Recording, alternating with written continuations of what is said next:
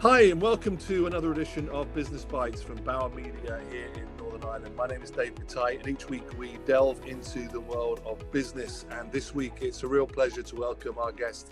It's Emma Meehan, and she is the CEO of Down Royal Racecourse. Emma, welcome to Business Bites. Thank you for having me, David. Delighted to be here. Well, it's great to see you. Let's get straight into our conversation. I can see from your background you've got a list of runners. We haven't got a list of runners or non-runners just yet.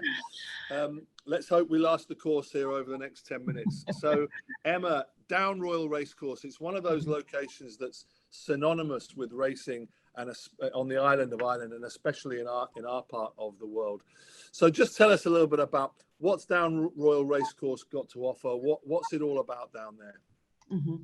Well, Down Royal is steeped in history. There's been a racecourse here since the 18th century. It's one of Northern Ireland's premier sporting venues and one of only 3 national stadiums. That's something we're very proud of. We were given stadium status via the Department of Communities over COVID, which was a massive coup for Down Royal Racecourse, not only within the north of Ireland, but within the whole island. We're one of 26 race courses. There's only 2 in the north, Downpatrick and Down Royal. We have both national hunt and flat racing here 13 times a year. So in effect, we're always on. There's marginal breaks in our pattern. And with that, with the meetings, like we've quite a significant hospitality capacity. You know, we've varying packages to suit volumes of circa 1,200, most of which, you know, we're happy to report are nearly sold out at every race meeting. And Down Royal is a great shop front for the equine industry as a whole within the north of Ireland. You know, it's quite a significant industry. The race courses being the shop front, you know, but there's so much more goes on within, you know, in terms of breeding, exporting horses, you know, and all the associated jobs around the equine industry, not only in the north, but on the island as a whole. We're part of an all-island body, Horse Racing Ireland, that's then regulated by the Irish Horse Racing Regulatory Board. Yeah, huge industry, and also great entertainment as well. So let's just talk about you a little bit. You arrived, as I understand, I think it was 2019, if I'm correct. That's correct, yes. Yeah, so just as you arrived, within probably a space of a few months, things changed a little bit. So how did you deal with all of that? I mean, that's a big kind of welcome to your new job, isn't it? Yeah, well, I suppose initially in terms of, you know, the commencement, it was on the 1st of January 2019. Not to go over, I suppose, too much in terms of that timeline. I suppose I was met with quite negative headlines, you know, in terms of my new tenure.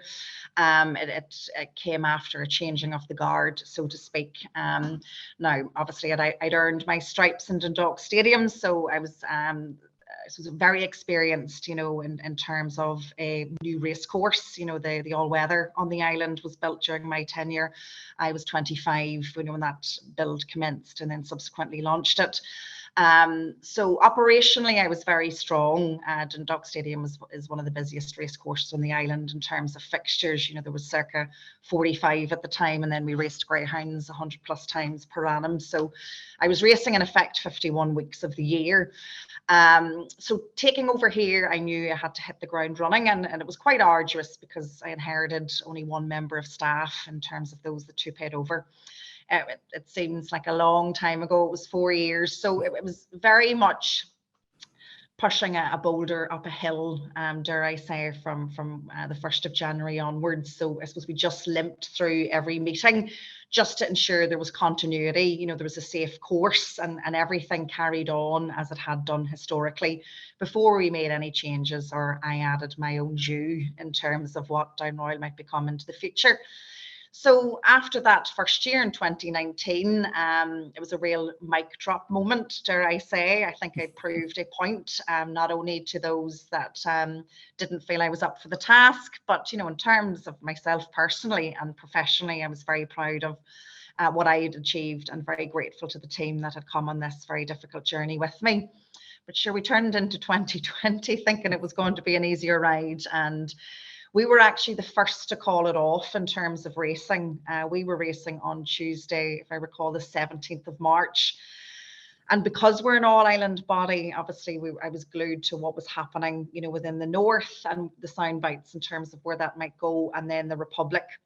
And I can recall that Thursday around midday where Leo Varadkar took to the stand and said, you know, there was obviously going to be restrictions forthcoming in the Republic.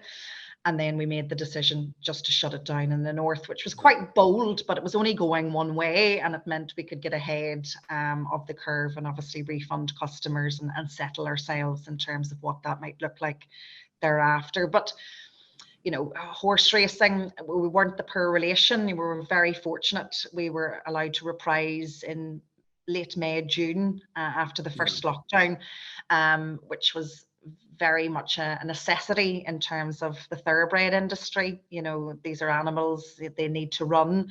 So we then switched tack to the behind closed doors model, which obviously took a lot of understanding, you know, in terms of the government regulations in the north, in the Republic, and subsequently across the water, which, as we can all recall, were very different in their approach and sometimes not easy to translate, to be honest.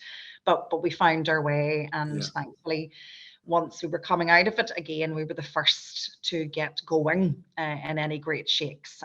We were coming under pressure from our fans in the north, because you know sport was getting back where the Republic was lagging behind. So we made a strong case, and thankfully the powers that be in the Republic supported us, and we got going again. So again, it feels like a long time ago, but but a great story of resilience, and great story of resilience. So bring us up to speed, bring us up to date. So we've powered back out of that situation. Where's Down Royal at today in the here and now?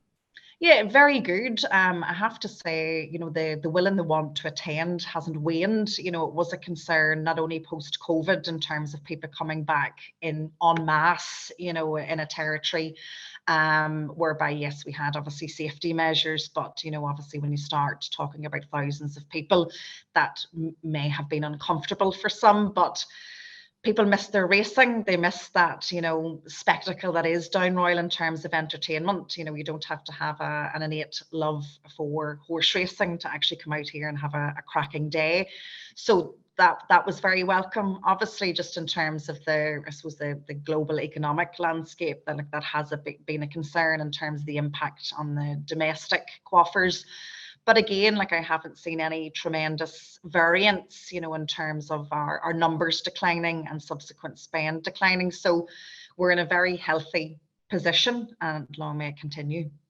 Yeah, and of course we can't escape. We're having a lovely few days at the minute. Let's hope that continues way into the next few weeks, because you've got a special occasion coming up, haven't you? Yeah, well, it's wonderful for us to all enjoy, but it's not wonderful as a racecourse manager with a 2 mile in circumference turf track that needs water. So we are watering day and night at the moment, just to try and keep the ground in a safe, consistent order, you know, for the flat races that are coming on the 23rd and the 24th of June. But we're very excited about it. This is our flagship summer festival. We've Boyle Sports behind it.